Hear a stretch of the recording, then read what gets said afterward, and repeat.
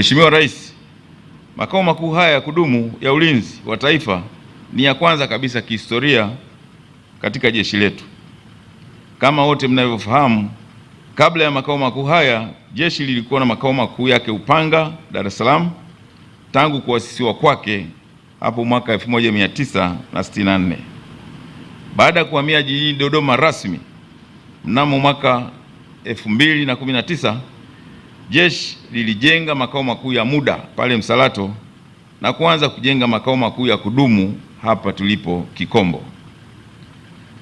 Na leo hii historia na ndoto ya Jeshi la Ulinzi la Wananchi wa Tanzania ya kuwa na makao makuu ya kudumu na ya kisasa inakamilika.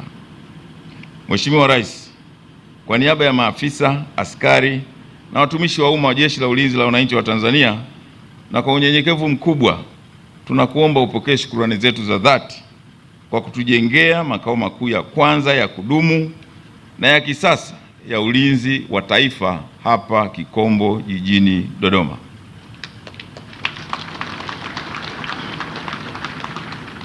Mheshimiwa Rais, uzinduzi huu unaofanya leo unaandika historia ya jeshi letu na taifa letu kwa ujumla, kwa sababu jeshi halijawahi kuwa na makao makuu ya kudumu tangu kuasisiwa kwake mwaka 1964.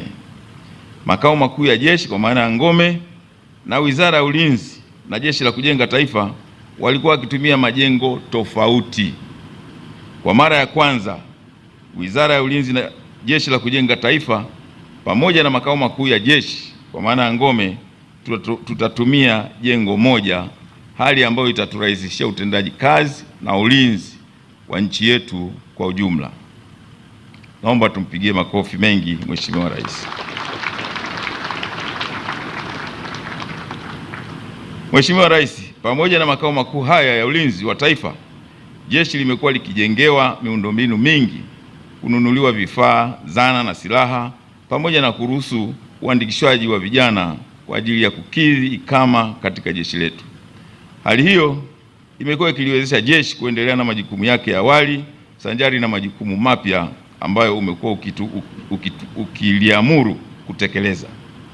Aidha, uwezeshwaji huo umekuwa kichocheo cha ari, hamasa na nguvu kwa wanajeshi kujituma na kufanya kazi kwa bidii zaidi.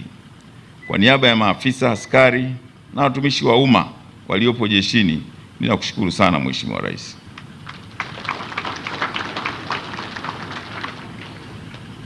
Mheshimiwa Rais, naishukuru kamati ya kudumu ya Bunge, mambo ya nje, ulinzi na usalama na watangulizi wao kwa kuelekeza na kusimamia utekelezaji wa ujenzi wa makao makuu ya ulinzi wa taifa.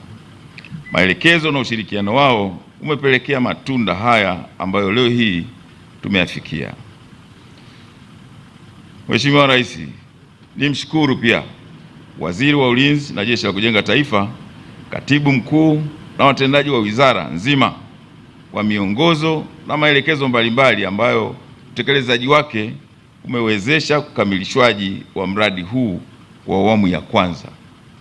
Aidha, Wizara ya Ulinzi na Jeshi la Kujenga Taifa imekuwa ni kiungo muhimu baina ya jeshi na serikali, jambo ambalo limepelekea utekelezaji mzuri wa majukumu mbalimbali ukiwemo mradi huu.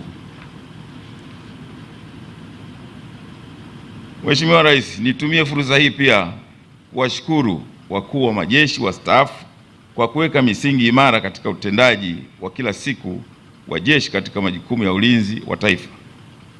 Misingi hiyo imewezesha utendaji baina ya makao makuu ya jeshi kwa maana ya ngome na Wizara ya Ulinzi na Jeshi la Kujenga Taifa kuwa rahisi zaidi na kupelekea kudumishwa kwa usalama ndani ya mipaka ya nchi yetu.